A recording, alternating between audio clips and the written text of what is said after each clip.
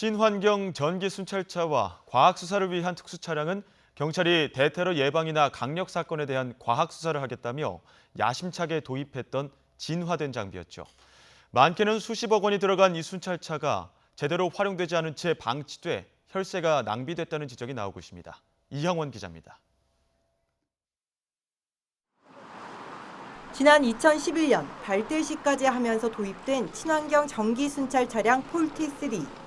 당시 경찰은 탄소 배출이 없는 데다 좁은 곳까지 순찰이 가능해 범죄와 테러 예방에 효과적이라고 홍보했지만 실상은 달랐습니다.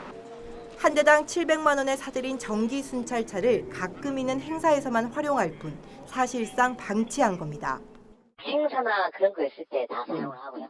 한강공원 쪽에요. 순찰차가 만약에 다 신고를 띄고 있을 경우에 당시 10대를 사들인 뒤 활용도가 없자 추가 구입은 이뤄지지 않았지만 이 같은 전시성 혈세 낭비는 어제 오늘 일이 아닙니다.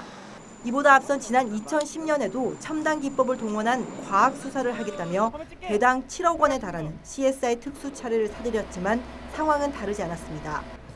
살인이나 화재 등 사건 사고 현장에 급파해 거짓말 탐지와 몽타주 작성, 지문 자동 검색 기능을 갖춘 현장 증거 분석실로 활용하겠다고 했지만 실제 사용은 미미했습니다.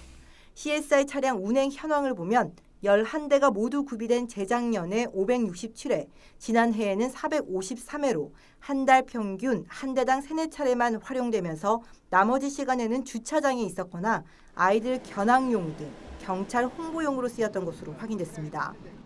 70억 넘게 이렇게 비싸게 산 현장 증거 분석 차량이라든지 또 친환경 전기 순찰차 이런 것들이 당초 목적에 쓰이지 않고 홍보용이라든지 이런 데 쓰인다는 것은 심각한 혈세 낭비다 이렇게 생각합니다. 실제 현장에서 얼마나 활용될지 따져보지 않은 채 마구잡이로 도입한 전시성 장비가 예산만 낭비한 애물단지로 전락하고 있습니다. YTN 이영훈입니다.